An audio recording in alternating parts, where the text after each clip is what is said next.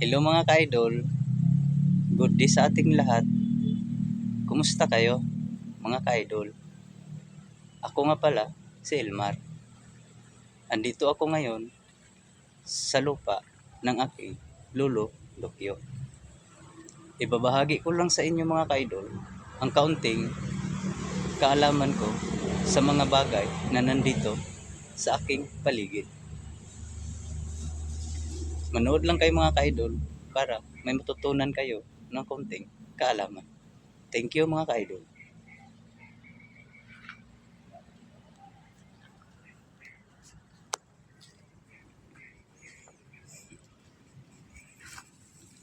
Ito pa pala mga ka-idol, ang pangalan nito ay pinya. Kinukuha lang ang pangalan ng pinya sa mag-aasawang De La Piña. Maikikwento ko lang sa inyo mga ka-idol, ang kaunting kwento. May mag-asawa na De La Piña. Nagkakaanak sila ng babae. Kaya pinangalanan nila itong Pinya. Kaya doon kinukuha ang pangalan ng Pinya. Maraming salamat mga ka-idol.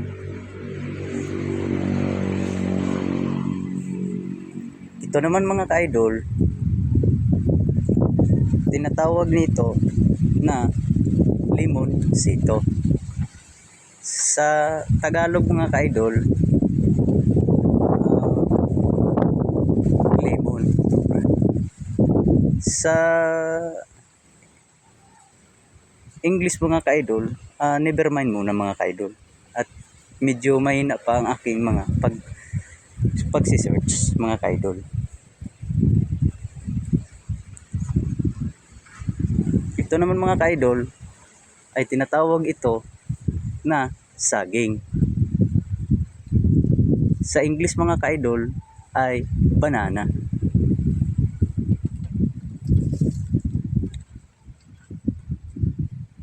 Kakausapin ko lang ito mga ka-idol kung talagang sasagot siya sa akin.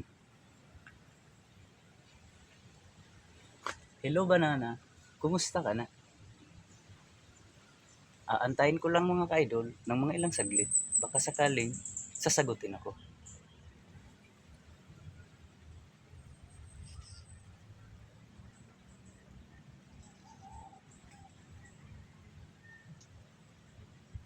Wala talaga mga ka-idol. Ito parang punong saging. Ay suplado talaga ito mga ka-idol. Ayaw sumagot. Kaya lilipat na lang tayo ng iba mga ka-idol.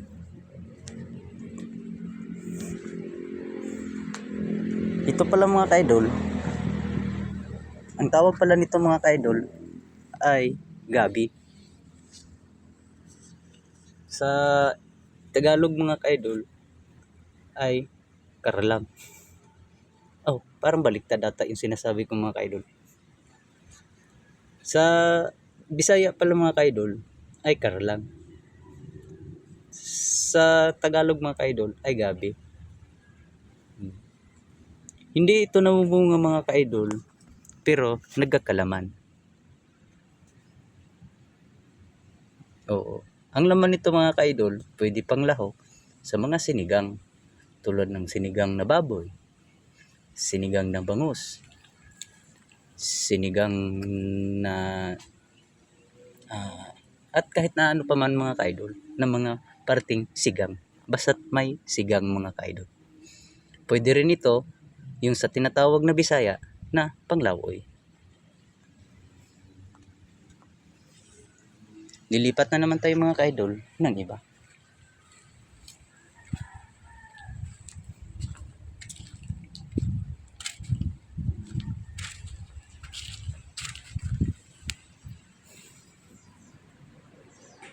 Ito pala mga ka-idol ay buto ng langka. Sa Bisaya mga ka-idol, liso sa nangka. Sa Chinese mga ka-idol ay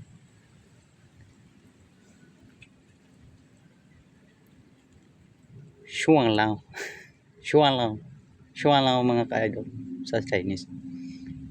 Sa Japanese naman mga ka-idol ay Wiley. Wiley.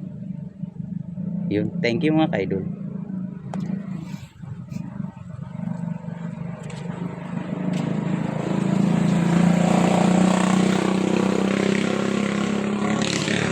Ito pala mga ka-idol, yung sinaunang gulong. Hindi na napapakinabangan mga ka-idol kasi sobra na niya nipis. Kaya hindi na po siya ginagamit kasi po manipis na po. Madali na lang po siyang mabutas. Sa Bisaya ni siya mga ka-idol ay ligid. Sa English mga ka-idol ay while.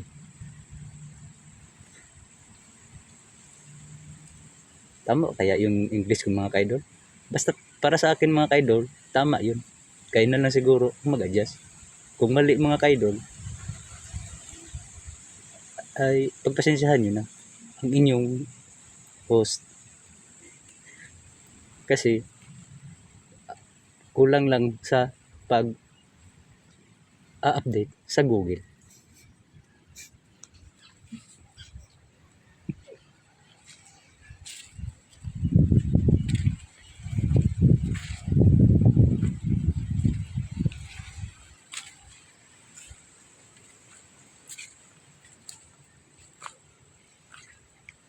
Ito pala mga ka-idol ay tinatawag na coconut.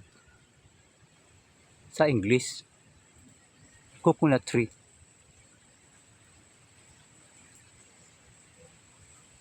Sa Tagalog mga ka-idol, puno ng niyog. Sa Bisaya mga ka-idol, punuan sa lubi. Hindi ko na sasabihin sa inyo mga ka-idol ang sa pangalan sa mga Chinese at saka sa Japanese. Kasi isi-search ko pa mga ka-idol sa Google.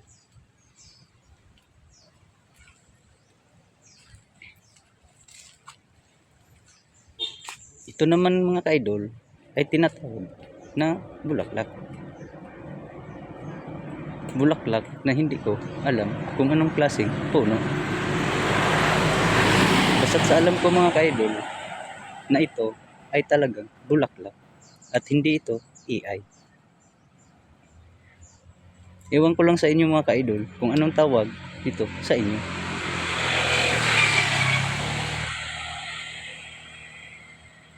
Sa English niya mga ka-idol ay flowers. Sa Chinese, hindi ko pa alam mga ka-idol. Isi-search ko pa. Thank you mga ka-idol. Maglakad-lakad na lang muna tayo dito kung mayroon pa tayong ibang makita na mga bagay na dito malapit sa aking area, sa aking lolodokyo.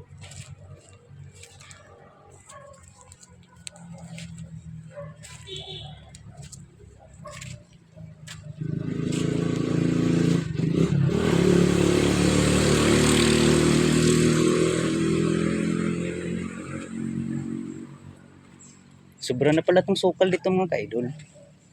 Hindi ko lang malilinisan mga ka-idol kasi tuloy-tuloy kasi ang ulan.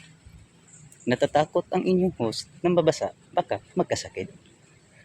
Lalo mawawalan ng kita. Kasi napakahirap pag magkasakit, wala ka pang sahod, patay ang kinabukasan mga ka-idol.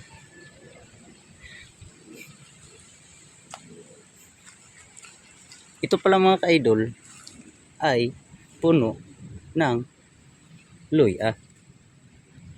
Sa Tagalog, luya. Sa English ay lonely. Ay hindi pala lonely. Nagkamali na naman ang inyong host mga ka-idol. Hindi ko alam kung ano sa English nito mga ka-idol. At i-search ko pa sa Google kung anong tawag nito sa English.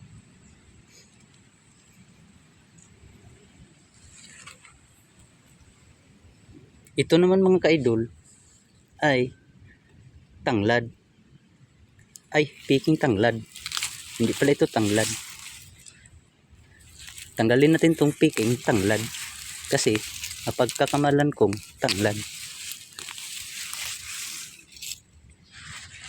Ito pala mga ka-idol ang tinatawag na tanglad.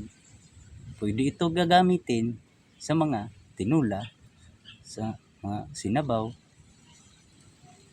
sa mga gulay-gulay, at sa nilagang manok, nilagang baboy, lahat mga ka-idol, basta't mayroong sabaw. Yan. Diyan yan maganda mga ka-idol. Mabango, malasa, swak na swak talaga mga ka-idol. Lalo na pag tinula, nakaw mga ka-idol. Binabanggit ko pa lang, talagang tumutulo na yung laway ko. Napakasarap talaga mga ka-idol. Sa English niyan mga ka-idol ay lemon grass. Hindi ko lang maintindihan mga ka-idol kung bakit tinatawag itong lemongrass. Kasi hindi naman siya bilog mga ka-idol. Kaya minsan nalilito talaga ang inyong host. Kaya isi-search ko ulit ito sa Google para mapapatunayan kung talaga totoo talaga na lemongrass. Thank you mga ka-idol. Maglalakad-lakad pa ako dito sa mga paligid mga ka-idol. Kung may makikita pa tayong mga bagay na hindi pa natin nakikita.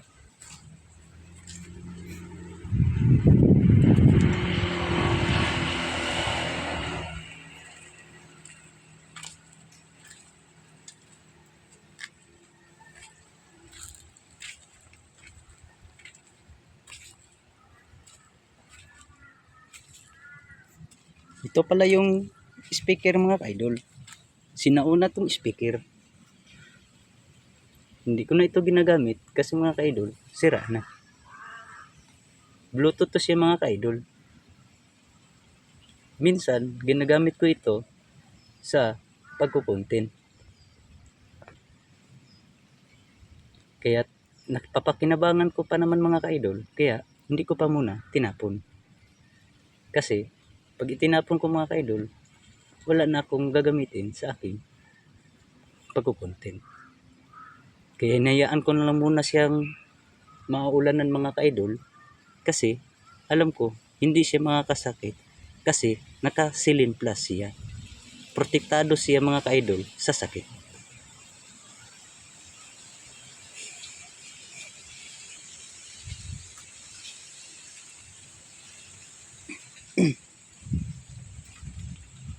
Ito pala mga ka-idol, tinatawag pala nito na niyog. Tuyong niyog. Ginagamit ito mga ka-idol sa mga panggata. Lahat ng pwedeng maiulam mga ka-idol, lahat basta't pwede niyan lahukan. Nanggagaling pala siya mga ka-idol sa puno ng niyog. Alam ko mga ka-idol na alam nyo rin. Thank you mga ka-idol. Maglakad-lakad pa ako dito mga ka-idol. Baga may makikita pa ang inyong host ng ibang mga bagay na hindi pa natin nakikita.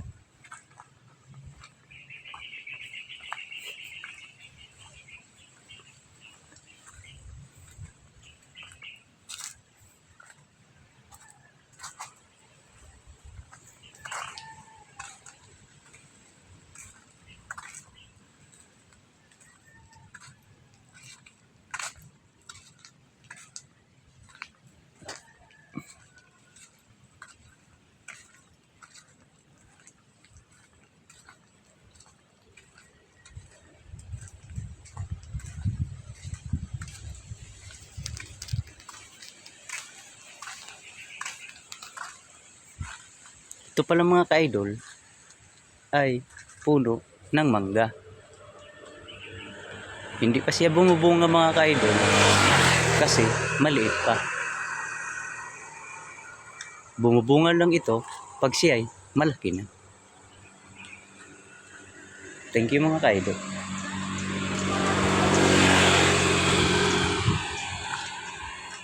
Ito naman mga ka-idol ay tinatawag dito sa Cavite na Diaz. Sa Bisaya mga ka-idol ay senyorita. Masarap ito mga ka-idol. Pag ito ay mahinog, manamis-tamis ito mga ka-idol. Kaya antayin na lang ito kung mahihinog. Dalawa yan sila mga ka-idol na may bunga. Pero maraming puno. Thank you mga ka-idol. Maglalakad-lakad pa tayo dito.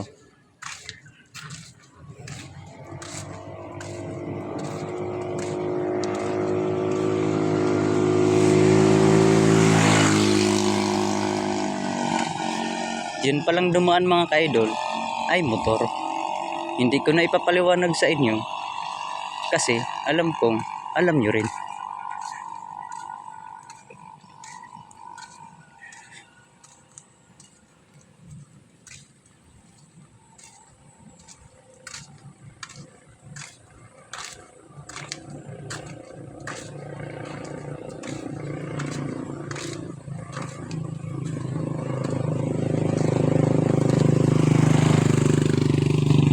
Yun pala mga ka-idol, yung dumaan ay tricycle.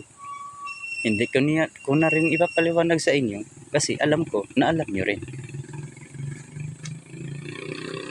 Ito pala mga ka-idol, ang tawag dito ay puno ng antipulo.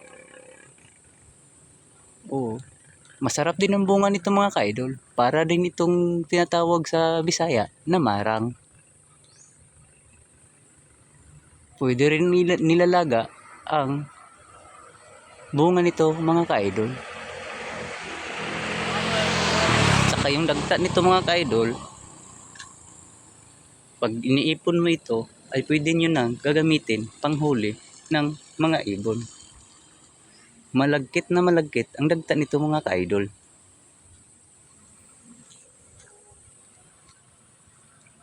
Maglalakad pa tayo dito mga ka-idol. Baka may makita pa tayo na kakaibang bagay.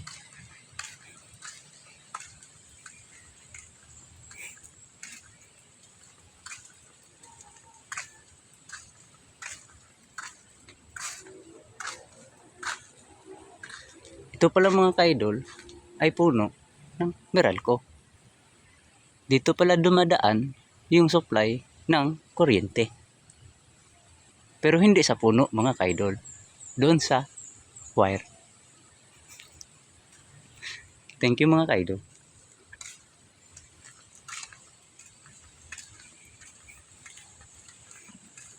Maglalakad pa tayo dito mga ka-idol. Baka may makikita pa tayo na kakaibang mga bagay. Nag-aabang na naman yung alaga kong si Whitey. Kung saan talaga ako pupunta mga ka-idol, talagang nasunod siya. Hindi siya natatakot mga ka-idol na mauulanan. Kasi alam niyo mga ka-idol na nakaprotektado siya, nakasilin plus siya mga ka-idol. May dumaan na naman kaninang isang motor mga ka-idol. Hindi ko rin ipapaliwanag kasi alam ko na alam niyo.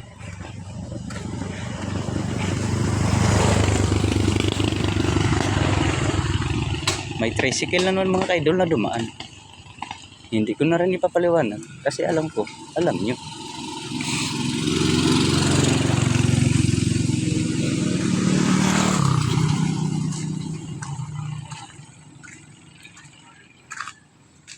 Ito pala mga ka-idol ay tinatawag na OB.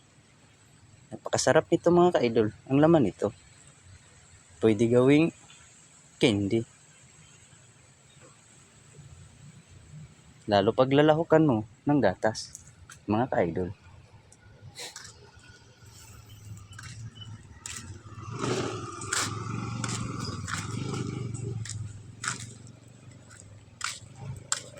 Balik na naman tayo dito sa aking area, sa aking Luludokyo. Ito pala yung puno ng saging mga ka-idol. Natumba ito. Hindi sa wala siyang vitamins.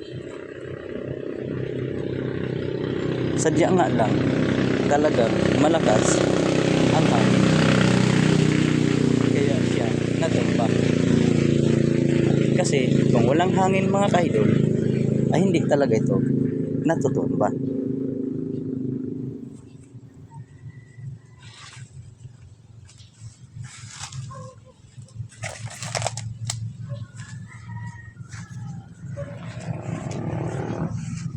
Ito pala mga ka-idol ang tinatawag na balinghoy. Sa Tagalog, kamuting kahoy. Hindi ko na alam mga ka-idol ang English nito. Pati Chinese nitong pangalan at Japanese na pangalan mga ka-idol. Maghahanap pa tayo ulit dito mga ka-idol ng isa pang bagay na hindi pa natin nakikita.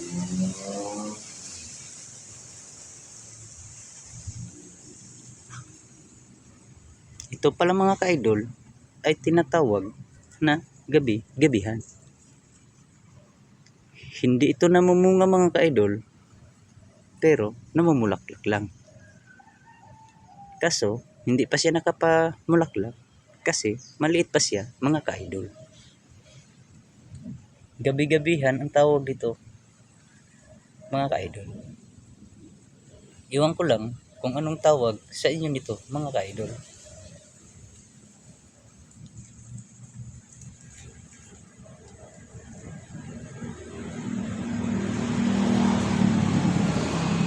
Medyo may puntik-puntik ang dahon nito mga ka-idol.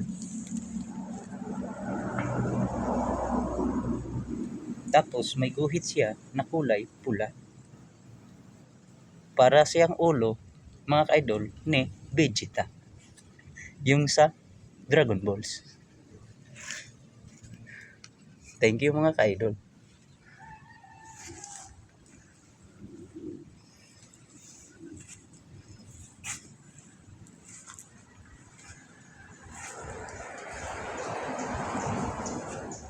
Hello YT. Magpakilala ka YT. Kung anong pangalan mo. Magpakilala ka sa mga viewers natin. Anong pangalan mo YT? Ha? Ako na lang sasagot mga ka-idol kasi suplado si YT. Ayaw magsalita. Pangalan niya pala ay YT. Sa dami ng natutuklasan nating mga kababalaghang mga ka-idol, hanggang dito na lang muna mga ka-idol. Sa susunod mga ka-idol ay hahanap pa tayo ng mga bukod tanging mga bagay na hindi pa natin talaga nakikita o nalalaman. Kaya ang inyong host ay hindi titigil sa pagsisearch sa Google kung anong mga pangalan ng mga bagay-bagay ng mga bagay na alam talaga nating mga ka-idol na bagay. Hanggang sa muli mga ka-idol, see you soon. Maraming salamat sa panonood niyo mga ka-idol. Thank you very much mga ka-idol. Bye-bye. Happy good day, happy Sunday everyone.